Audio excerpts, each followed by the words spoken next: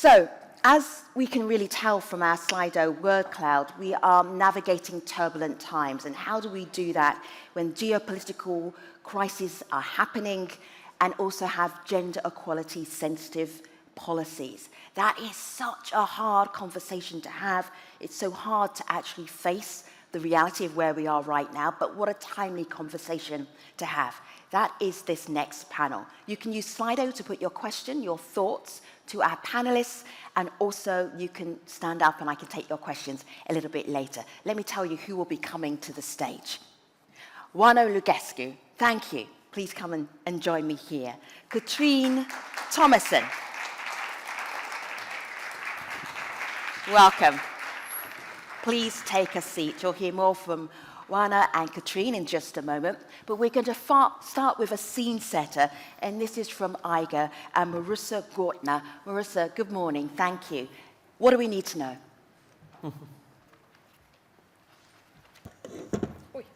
Good morning to everyone. And as Femi said, despite being an early morning, it's a very timely situation to speak also about the topic, which sometimes maybe feels a bit distant to us, but it's very pertinent and it affects lives of many women across the globe and in the EU. As we have seen in the last decade, there is a rapid increase in various crises and new security risks that are reshaping our geopolitical landscape. And the mission letter to the Commissioner for Equality and Preparedness and Crisis Management, Hadia Labib, emphasizes the necessity for a more comprehensive and integrated approach to crisis management. And we have heard yesterday the Commissioner confirming her commitment to mainstream gender in crisis management and across all areas of government. And indeed, effectively integrating a gender-responsive approach in policy making can be one of many elements to help navigate ongoing geopolitical shifts and address current and emerging security challenges. Just to set the scene of this session, let's have a bit closer look to the transformative potential of policies, and we have heard yesterday saying many times the implementation of policies is a key. I will specifically focus on two areas where the European Institute for Gender Equality's evidence can support further action. The first is representation and participation in security and peace building, and the second one is violence against women. And the research shows, so we have the evidence that there is a positive correlation between gender equality and long-term security and peace. And to ensure conflict prevention, durable peace, and social resilience, women need to actively lead the process alongside men. At this point, I would like to mention a landmark international instrument. This is the United Nations Security Council Resolution 1325 on Women, Peace and Security, which was adopted in year 2000, and urges all actors, including the member states, to ensure increased representation of women at all decision-making levels in national, regional, and international institutions and mechanisms in order to prevent, manage, and resolve conflict. And we are almost 20 years later, but we still see that women continue to remain on the sideline. And when we at our agency had a closer look on the presence of women in decision-making roles in the security sector last year, we found that the number 1 in 5 appears repeatedly. Within EU institutions and EU agencies dealing with security fields, women account for less than 1 in 5 full-time members of the armed forces.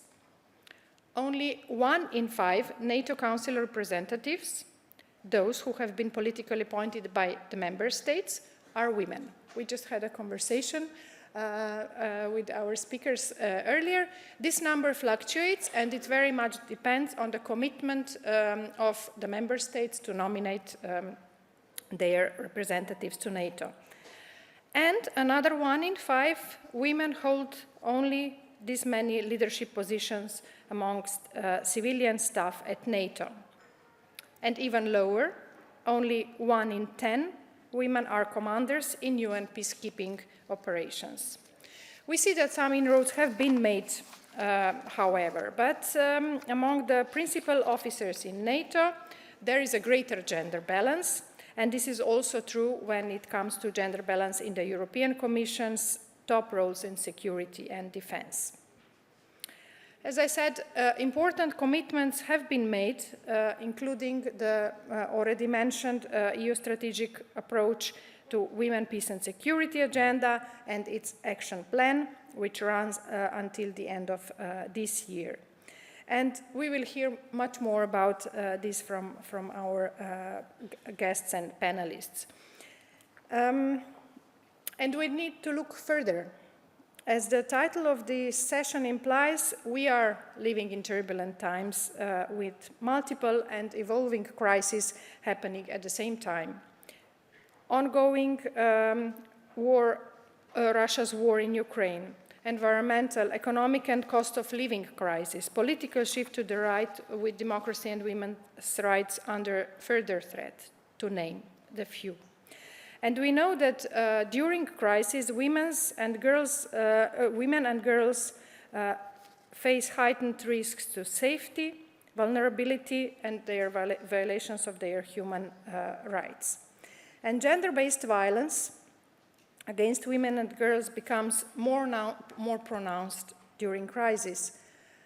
In migration contexts, the gender-based violence acts as both a driver of displacement and also a risk throughout their journey to safety. The impact of crisis on migration and displacement means that the European Union has a responsibility to address geopolitical shifts holistically. We have heard this word yesterday. And this means taking into account both external relations as well as domestic contexts. And going back to the UN Resolution 1325, the resolution calls on all actors to integrate a gender perspective into their efforts and to implement specific measures aimed at protecting women and girls from gender-based violence, particularly rape and other forms of sexual abuse in situations of armed conflict. At the European level, the Women, Peace and Security Agenda and the corresponding national action plans can enhance the EU and its member states' ability to address the connections between gender-based violence, conflict-related vulnerabilities, migration and displacement. The national action plans can serve as key instruments to align international commitments with domestic realities. And our agency, we will soon release a set of recommendations on how to strengthen the national action plans on women, peace and security across the EU so that they better integrate gender-based violence prevention, risk mitigation and response into all stages of the migration process. And the policies also which are put in place in response to crisis also deserve a closer look. And last year we carried out a study on the implementation of the Temporary Protection Directive. This protection was put in place following the Russia's war of aggression against Ukraine in 2022, which led in a very few months into the war to forced migration. Over 8 million people from Ukraine and seek refuge and protection across Europe, and most of these refugees were women and children. And in the directive, there was a certain lack of clarity on the scope of the health care services that are to be offered to refugees in need, and this created certain ambiguity what these services need to provide in the member states. And when we looked at the availability and accessibility of sexual and reproductive health services, we specifically looked into emergency contraception, sexually transmitted infection prevention and treatment, specialized obstetric and gynecological care, short and long-term psychological counseling, and safe abortion and post-abortion care. When we looked into these services, we found few key findings. For example, only 3 member states granted immediate access to health care without prior presentation of documents. And the remaining 23 member states required some form of documentation to grant access to health care. So we can see that in the cases of sexual and reproductive health care and needs, this can be quite problematic, especially in cases of urgency. And the second, only 13 member states had established rape crisis centers, which were able to offer also only selected sexual and reproductive health services. And I mentioned the urgency, yes? We remember that, we should remember that when we speak about emergency, it means 72 hours response. So these services which we looked into were considered a bare medical minimum that victims must receive. And yesterday we heard a story, a concrete story, and also shocking numbers on women in need for support when they are victims of rape as a war crime. And this clearly shows the necessity to consider gendered impacts in the development of all policies, be it security, health, be it external or internal. And fortunately, we have now the EU directive on combating violence against women and domestic violence, which calls for member states to establish specialized support services, including shelters and rape crisis centers, focusing also on crisis and states of emergency, where instances of violence against women tend to surge more. Apart from directive, we have an important instrument, Istanbul Convention, which is now ratified also by the European Union. And let me conclude by emphasizing, or you can say already repeating, how crucial it is to ensure that a gender perspective is included in all policies and measures we develop, especially in crisis management. We need to apply gender lens so we can strengthen peace and security processes. But beyond policies, what counts is how we adhere to our commitments, how we implement policies on the ground, and how we stand firm in promoting gender equality, equality and justice for all, amid increasing disinformation and pushback from movements shattering our democratic values. So I'm very happy that we have important guests who can reflect more on these topics and beyond to lead to a better Europe for all of us. Thank you. Thanks, Marisa.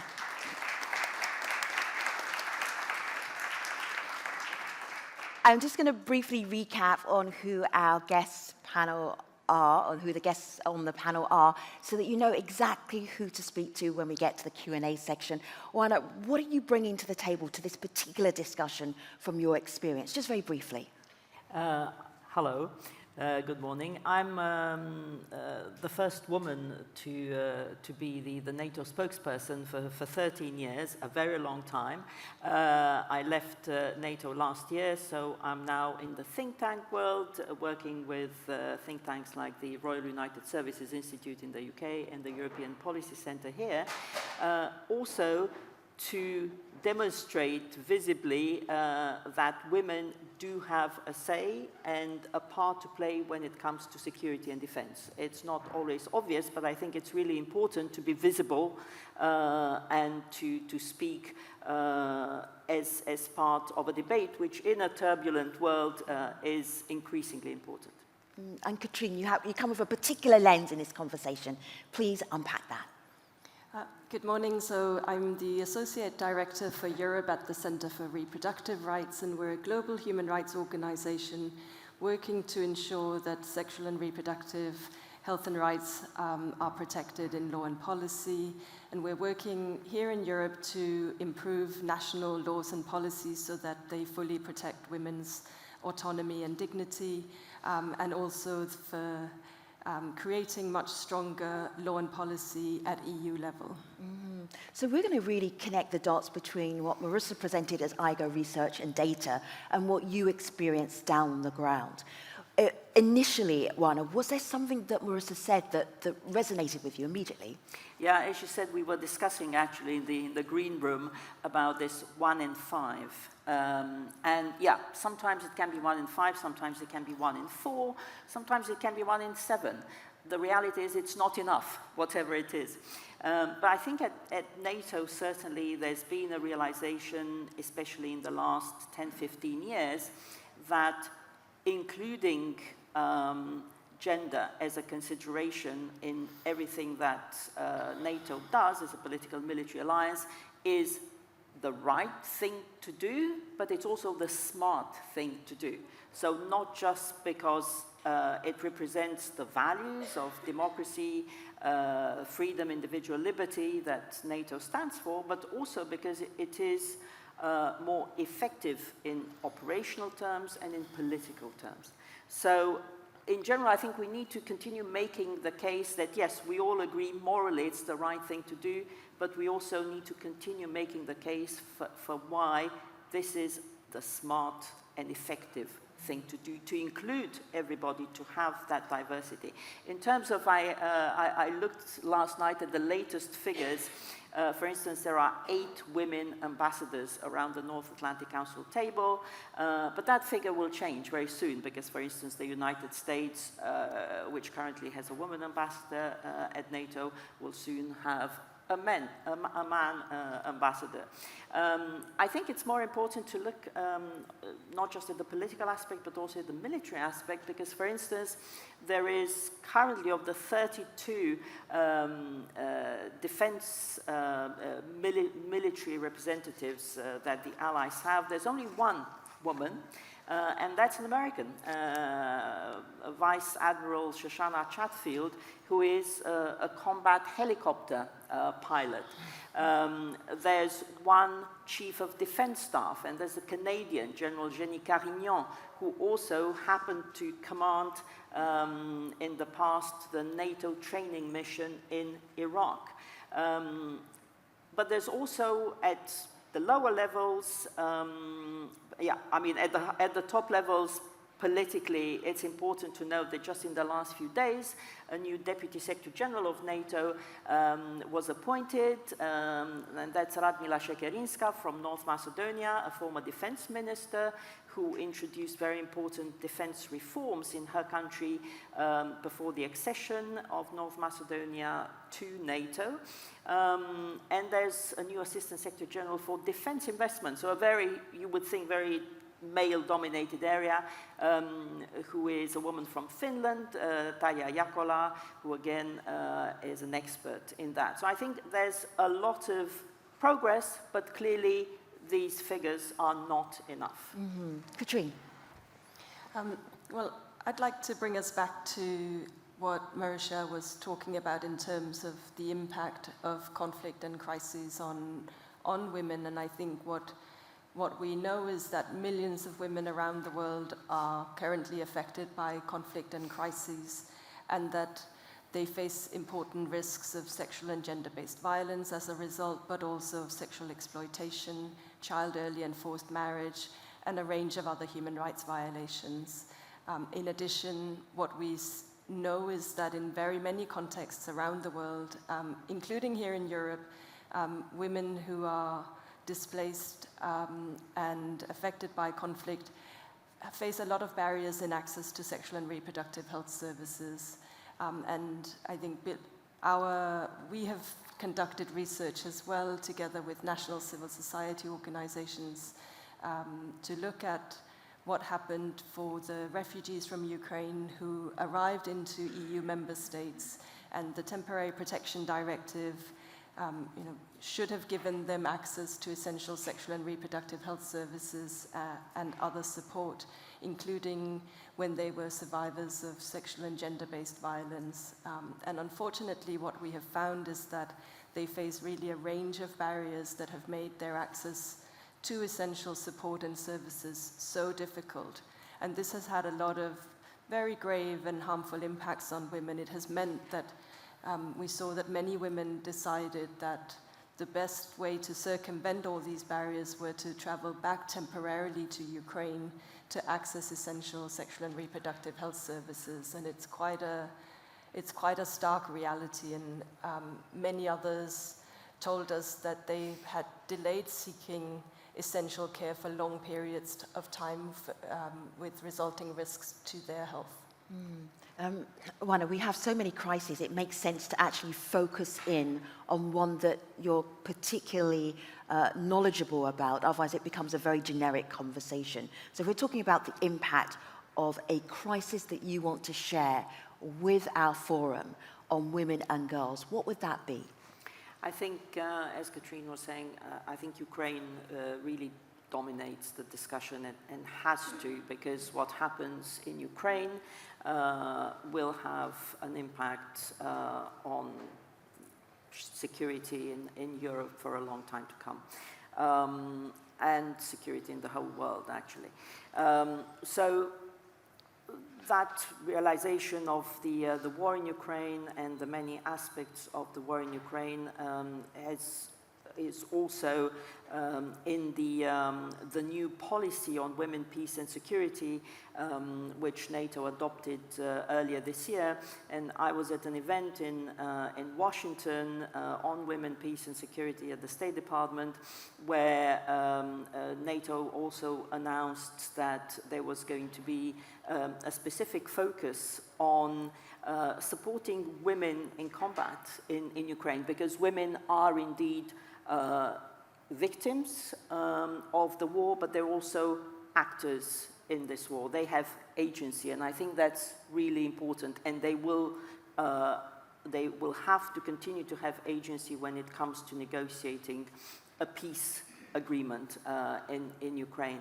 So, for instance, what NATO's been doing is to support the training of women in Ukraine on the front line, but also to help with, you would think, small things like uniforms that are fashioned and designed for women, and boots and helmets and bulletproof vests. Because we all know, if you've ever worn a bulletproof vest, that, you know, if it's one that's made for a man, it's much harder. It makes it much harder for you to be effective and to defend yourself.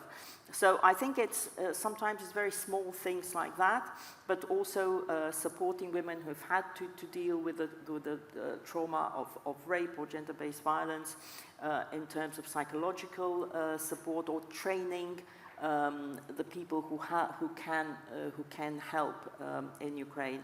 And finally, I think when we look at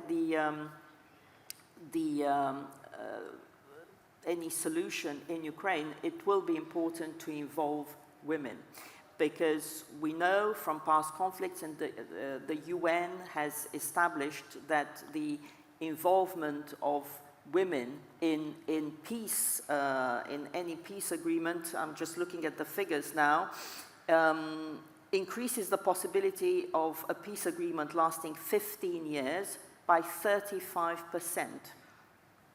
So that, I think, in itself is significant and shows why women need to be not just victims of conflicts, as unfortunately they still are, but also agents, both in winning the peace and in making that peace last.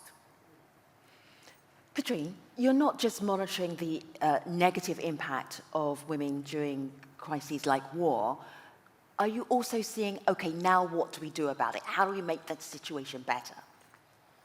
Yes, absolutely. So I think we're working on systemic and structural change to really change laws and policies to better protect women's reproductive rights.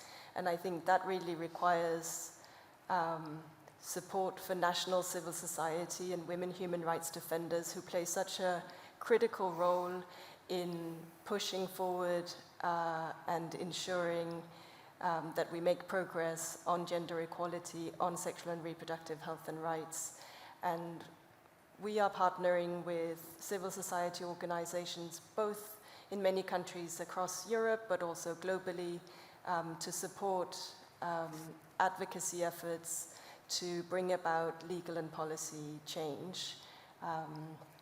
And I think that we see that in many contexts where we work, women human rights defenders and national civil society organizations working both on sexual and reproductive health and rights, on GBV, on LGBTIQ rights, are facing so many challenges, and there's a great need to provide much more support to them, both at the political level to speak out in support of their work, but also financial support. They really need sustainable funding to carry forward the critical work that they do. One of the crises that we haven't touched on much in the main auditorium is the crisis of misinformation, disinformation, the role that social media, the media plays in maybe pushing back on the progress that we've made so far with gender equality. Juana, do you want to start? Because you were in the comms business, so you completely understood the challenge that we have in terms of misinformation. Yeah, on the one hand, I think it was important for NATO to have a woman spokesperson because we know that women perhaps support and understand NATO and in general have less interest in defense and security according to the polls, but perhaps not so much now. But in terms of social media, I certainly felt that as a woman, I was much more of a target on social media than perhaps my male colleagues. And it would be, insults, lots of things that are unrepeatable, sometimes death threats. And I think the whole point of targeting disinformation at women in particular is to humiliate them, but also to make them less willing to engage in the public debate and to basically discourage them for taking part in being out there, in being visible, in putting their point across. And I was just, in the last few weeks, I was at various conferences in Romania and Moldova, where there have been elections, as you know. In Romania, elections will still continue, but it was very interesting to see the treatment of candidates. In Moldova, President Maia Sandu did win, but she was the target of some very specific disinformation, basically claiming, well, she's not one of ours, she worked for the World Bank, she's not really a real Moldovan. And in Romania, for the first time, you had a woman candidate, Elena Lasconi, who was being criticized and attacked online because her daughter, who lives in France, is a supporter of LGBTQ+ rights. So I think women do have a much harder time, certainly online, so it's important to continue focusing on gender-based disinformation and countering it in a very proactive way. How does that present itself, that misinformation present itself in the work that you do, Katrine? I think we see in the area of sexual and reproductive rights that there's a lot of misinformation and that perpetuate harmful gender stereotypes and stigma, and that there really is a need to raise awareness based on evidence-based information around sexual and reproductive health and rights issues, to counter the misinformation that is widespread online. I do think also that the fact that comprehensive sexuality education is not present in many schools and across our region, that in many contexts we see that there are not mandatory programs in schools to ensure that young people get really solid education that is evidence-based on gender equality, on consent, on information about their bodies, on health issues, and that I think this lack of education really gives fertile ground then for the type of misinformation and disinformation that we are seeing on the internet and on social media. I think we also see a pushback, and we were talking about that against DEI, basically diversity, equity, and inclusion. And it seems to me that, especially with the second Trump administration in the United States, I think we will see that increasing. Beyond our own areas of interest, I was just looking this morning at the news, and I see that, for instance, Walmart in the United States and John Deere, the tractor company, for instance, pushing back and reducing all their DEI programs. We've, of course, seen very virulent statements by the candidate for the next Secretary of Defense, so the head of the Pentagon, Pete Hegseth, talking about how he's going to be dealing with all the woke generals.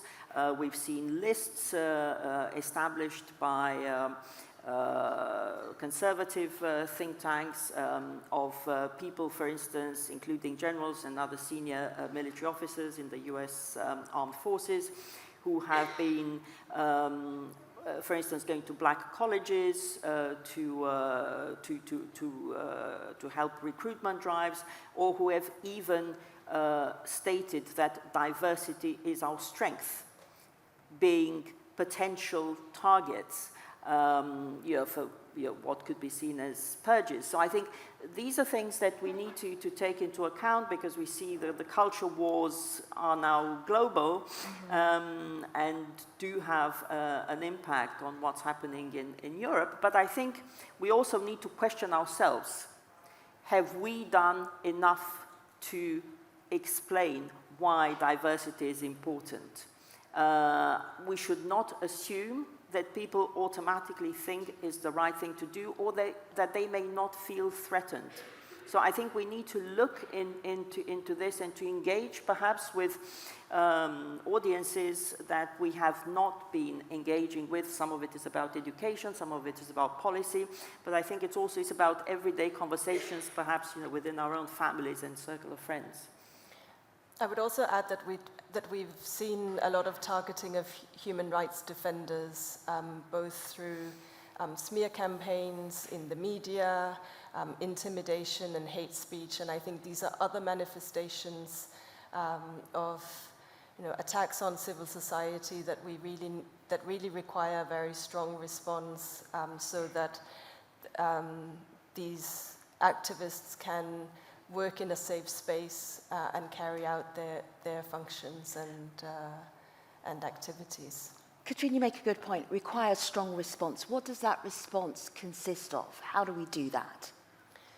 So I think the response has to come at several levels. I think it's extremely important that governments and state officials speak out against these types of attacks. Obviously, they must not engage in those kinds of activities themselves, but they really must speak out and condemn attacks against human rights defenders.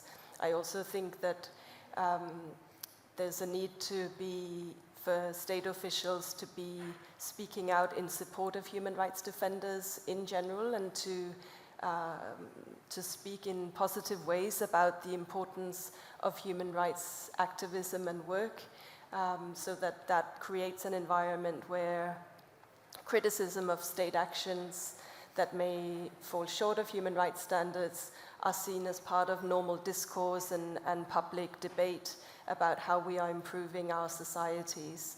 And of course, there's a very important need for financial support as well, so that organizations are strong.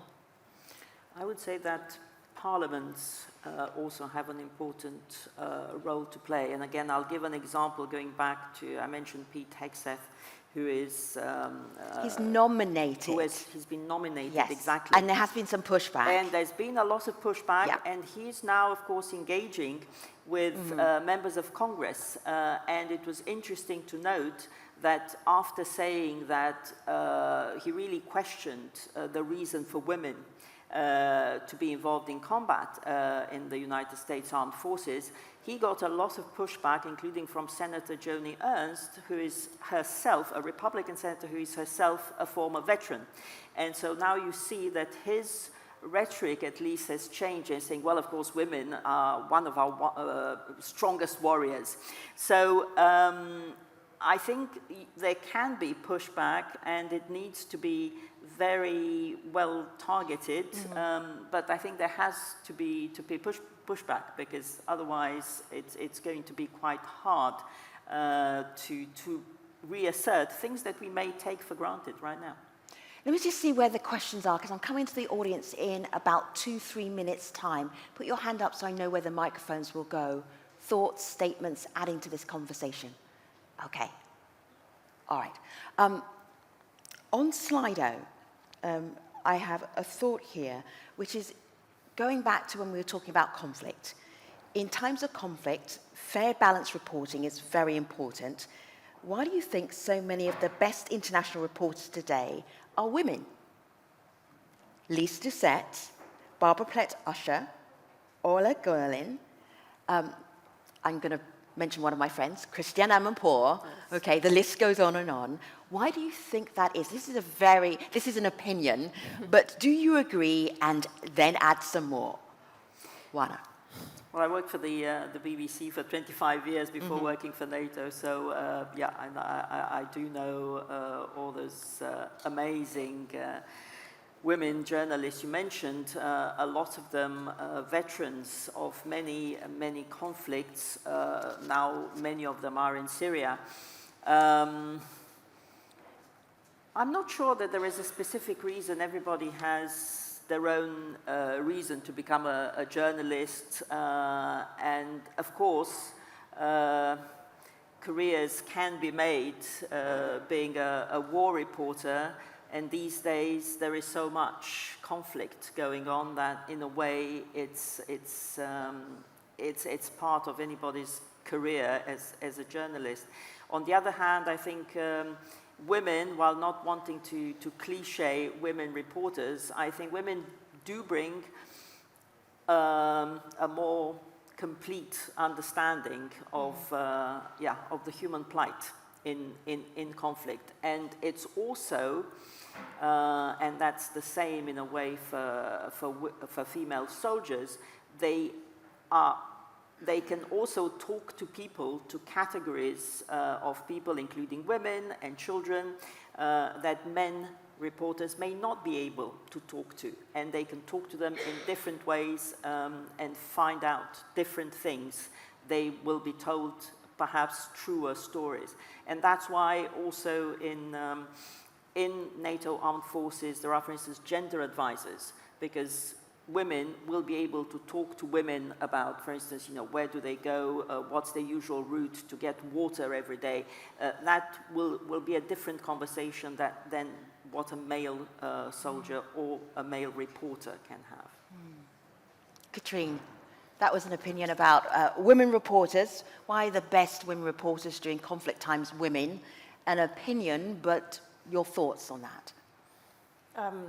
I think I would agree that I'm not sure that there's a correlation between skills and gender in this context, but I would also recognize, as Oana said, that women reporters would have access to people in ways that are different from male reporters, and that perhaps as for all professional trajectories, the trajectory of a woman war reporter brings a particular experience that might inform the quality of the reporting in specific ways. Okay. We have youth representatives here. What advice would you give young women who aspire to have a career like yours, Juana? I don't know that I've had a career, but anyway, it's just sort of things happened. So I was born and grew up in Romania under communism, and I would never have imagined the things that I was able to do, either working for the BBC or working for NATO. So I think in a way, maybe imagine the unimaginable. Think outside of the career choices that are laid out in front of you, the obvious ones. Things may be possible which you can't even dream of today.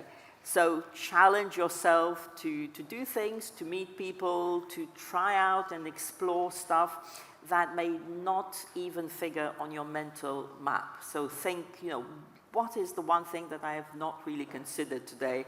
That may be your future career. Can we put the QR code for Slido up? Sorry. Do that applause one more time. I just sat on it. Applause for Juana's non-career.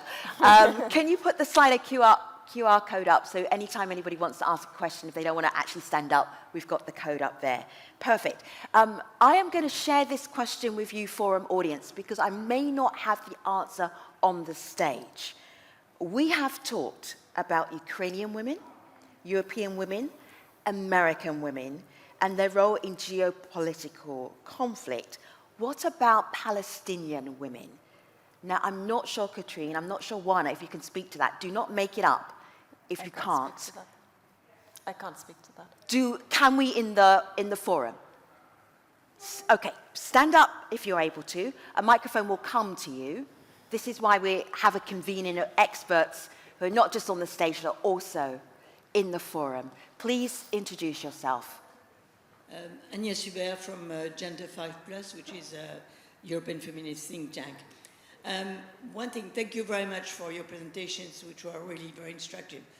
One thing which you've not been sort of mentioning so far, which I take the opportunity when you talk about Palestinian women, is that nowadays, I mean, the most of the casualties used to be in the armed forces, right? Nowadays, casualties are in civilian society. And this is where women are much more affected. They're much more amongst the casualties than they were before. And I think, I mean, I can't remember the exact sort of figures, but I think that there is about sort of 70% of the people who died in wars in the last year who've been women. Mm. Any other thoughts on Palestinian women? Did I see a hand up right there? No? Okay. All right, thank you for that question. That was an important question. Katrine, I'm going to give this one to you. We spoke about barriers faced by migrant women who are attempting to access sexual and reproductive health services. However, is there an intersectional aspect to this? Are women with disabilities, women of color, for example, women fleeing the current crisis in Gaza, another example, facing even more barriers? Can you speak to that?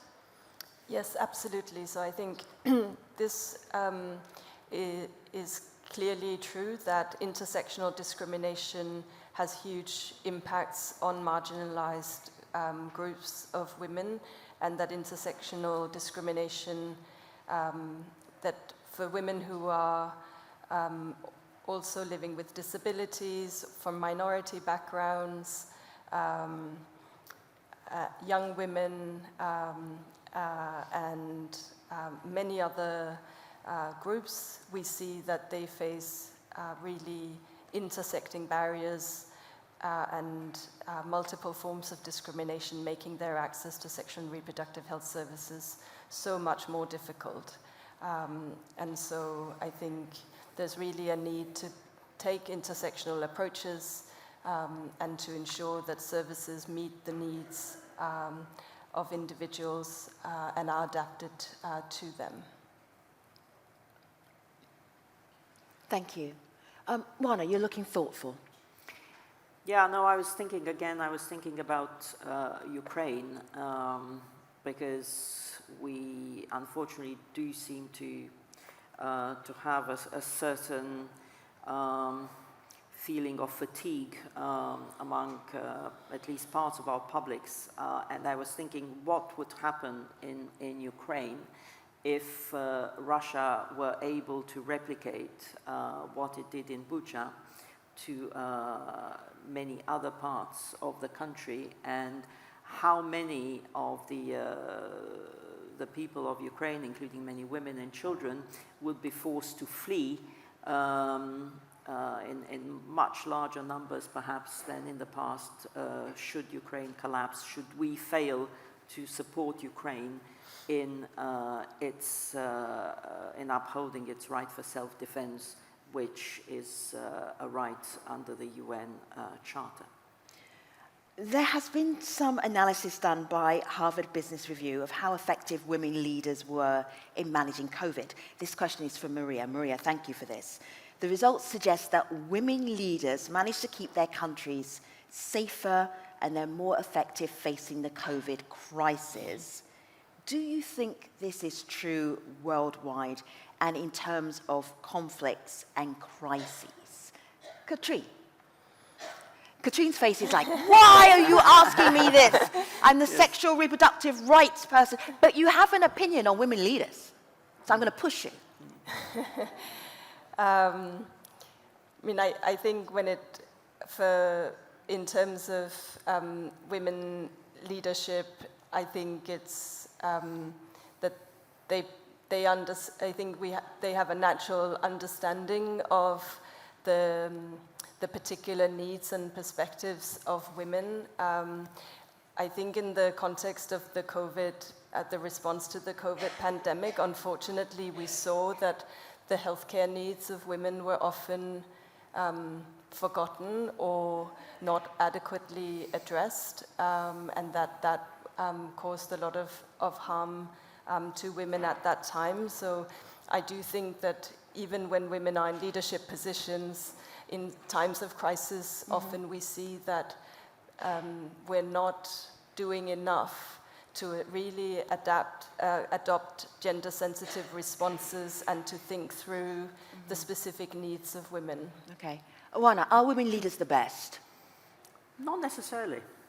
Okay. Sorry to be controversial. I think, good leaders are the best. So whether they're men or women. So I think, sometimes it's easy to think just because somebody is a woman, they're a fantastic leader. I'm sure we've all had, I certainly have had in my experience, women leaders who were toxic. Discuss. I think it's about the inclusiveness. It's about the emotional skills. It's about the ability to connect the dots and to listen. I think these are important leadership skills, whether you're a man or a woman. Ultimately, it takes everybody. And if we're, looking back at COVID, if we think about the resilience of our societies, whether it is to deal with a pandemic, with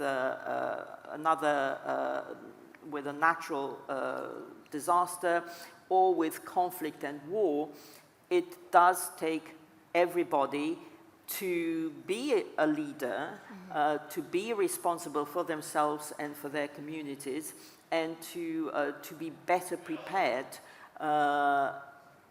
to withstand and to rebound if needed after a crisis. So, I may not be totally politically correct here, but that's been my experience. Yeah. Katrine, you get the final question, and that is, how are sexual and reproductive services accessible to LGBTQIA+ people fleeing conflict? In terms of their role in the conflict, how are they being treated or even being represented? So I think I can try and speak to that in a more specific way. I think Please. what we found in our research from the refugees from Ukraine was that LGBTIQ individuals who had fled Ukraine struggled to access services in many of the host countries, especially we were looking particularly at the neighboring countries, and that the services were not well adapted to their specific needs. So I think there's a real gap in kind of LGBTI sensitive services in some And member states. how do we address that gap? I think there are a few key things that need to happen. I think one is training and awareness raising of medical professionals, social services, others that are providing these services and support. And then I think there's a real need to have consultation with LGBTI communities in the development of programs and services so that they are really informed by and based on input from the people themselves about what they need and how the services can best be tailored for them. Sure. Thank you for your questions on Slido, in the room and also virtually. Do you remember when we started with Slido and we asked people, what is the gender equality rights like in your country? And then we got a whole list of phrases which weren't particularly optimistic. Could do better, regressive, poor. What do we say when we're in this situation where we've got multiple crises, we need gender-sensitive policies? From your perspective, I'm going to say in a sentence, because we're wrapping this up, what would you give people to rally them? To say, okay, this is where we are, but this is what's possible. Katrine, you start. So I think what we really need to do is to make long-term investments in improving health systems, GBV, support structures, and to change laws and policies so that they respect human rights and allow all of us to enjoy our human rights and to have access to the support and services that we need. Thank you. Juana. Take nothing for granted, but remember, you have agency. Juana.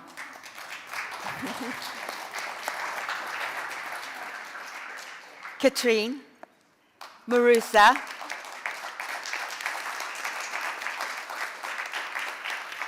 Your Turbulent Times panelists, we thank you very much indeed. Thank you. Thank you. Okay, which way do you want us to go?